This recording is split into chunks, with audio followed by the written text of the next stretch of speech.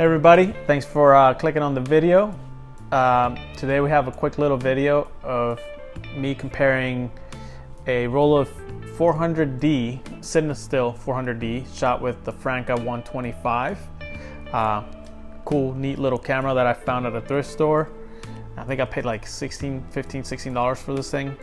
Yeah, so I'm gonna compare that with the Fuji X-T5 CineStill 400D recipe. Obviously, two very different cameras, two very different formats.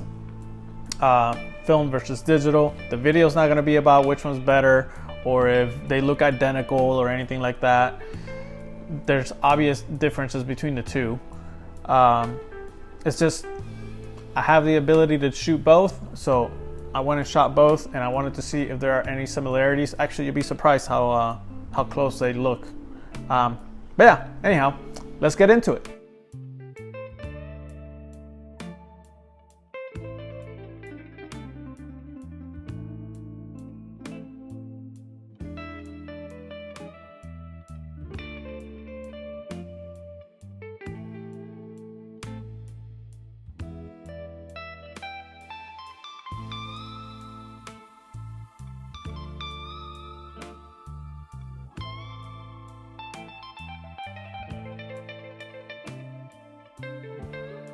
There's this car that I've been wanting to photograph for a while, and every time I go there, it's either not there or the light's not right.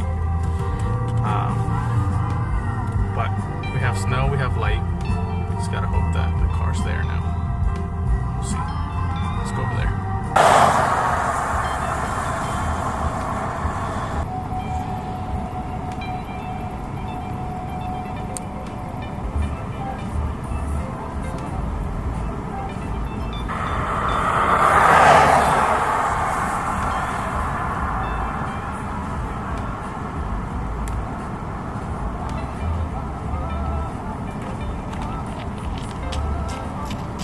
Car was there. I was able to take photos of both, and we'll see how they look. If and once I've developed the photos, they should look somewhat like this.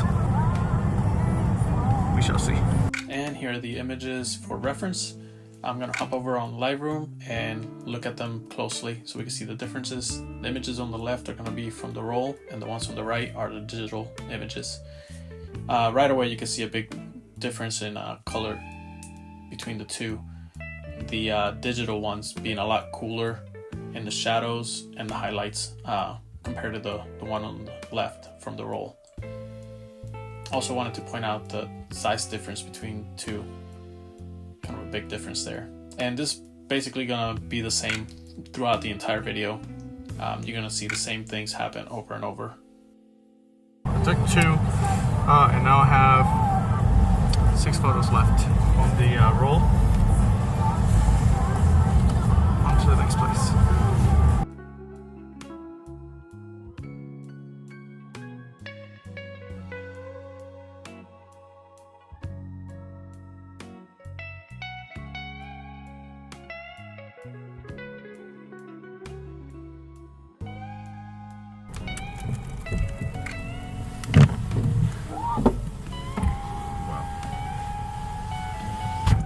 See that coming.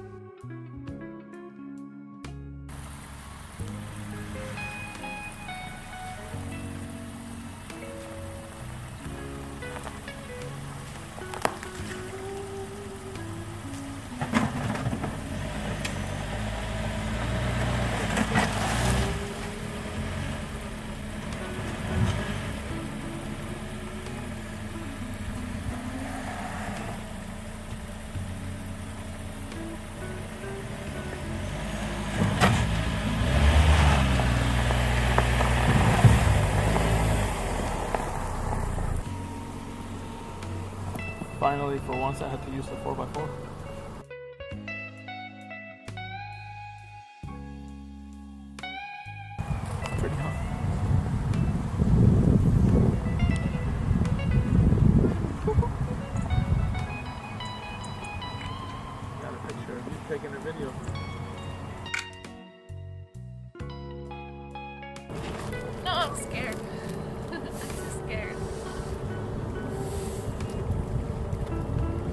Why?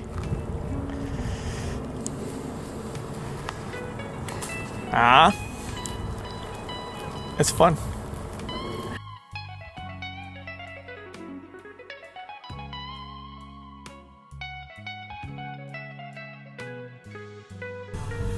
Found this little bar place that I like. So I'm gonna try to take a photo of this. It's a little overcasted now, so we'll see how that turns out.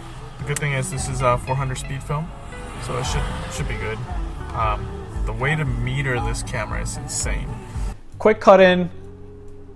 I was gonna explain how to meter the camera on this video, but because it's kind of difficult to do that, and this is kind of a process to meter this camera. I think I'm gonna do a separate video on how to meter light using the camera's own light meter. So yeah, I'm gonna do that in a different video. That'll be coming on soon. Anyways, yeah, back to the video.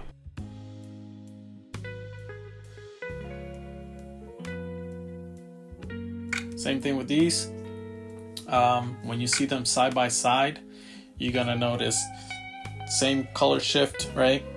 And you can't really do much about it. If you adjust for, say, the orange, then the green or the black is gonna shift. It's the compromise you gotta make, right? But yeah, color shift. The shadows also are different between the two. As you can see, the film shadows are a lot darker than the digital for the most part.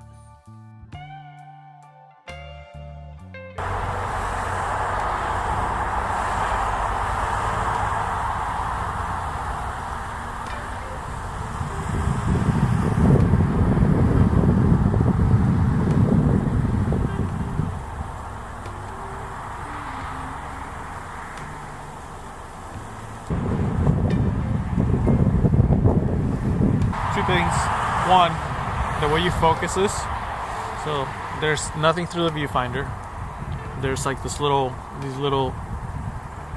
pictures here of what you can focus on. So like portrait, multiple people, landscape, and then distance is down here. That's all the focus I get. Two, ISO 400 speed. Very sunny and snow, so this is going to be very overblown, but it is what it is. Same shot, but with the digital.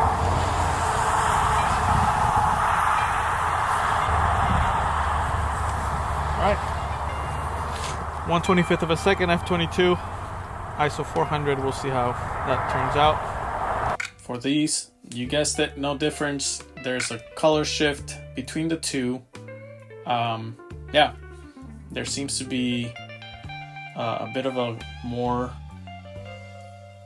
golden to, I don't know, deeper red, magenta, I don't know, on the digital files.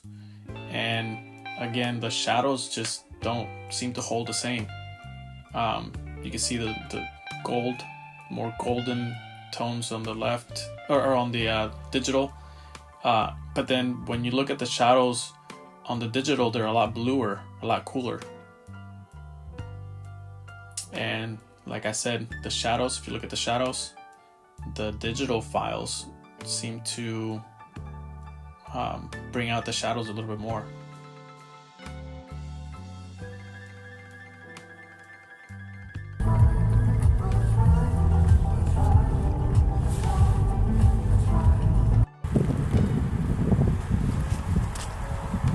You recording? Yeah. Why? I'm just kidding. I don't know.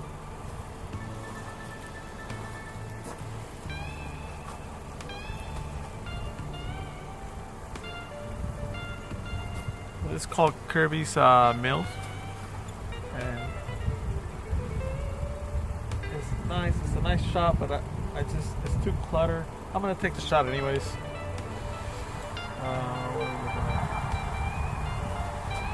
Same thing. It's gonna be 1/25, so 22 f/22 at 1/25, ISO 400. focus to infinity.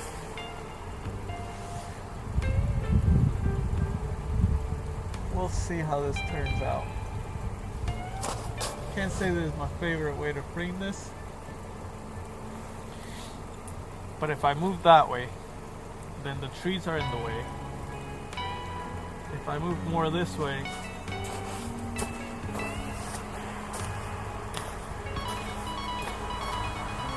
is a little better.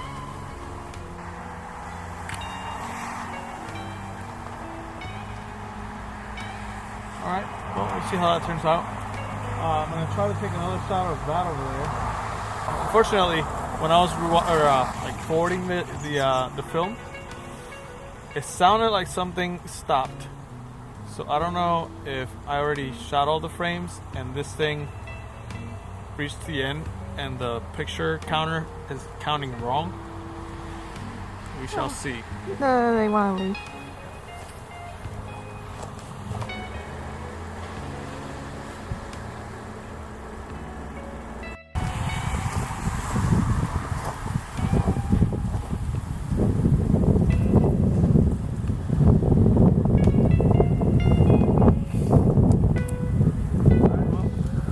See if this thing will advance.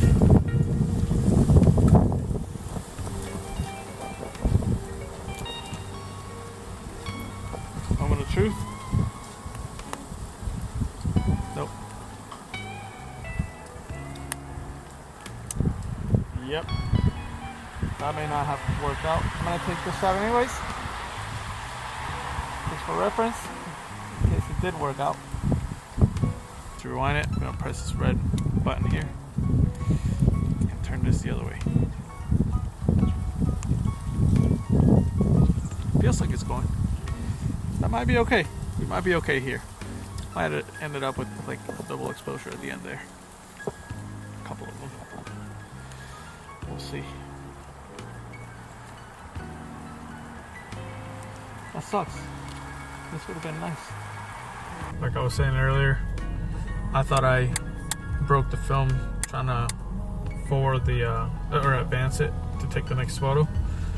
So I took the photo, well, might be a double exposure at this point. Anyhow, I rewind it, it felt kind of tight and it just suddenly gave way. And so now it just spins freely. So two things are gonna happen. Either A, it rewind, or B, it's ruined. So let's see. We'll know right now. Ready?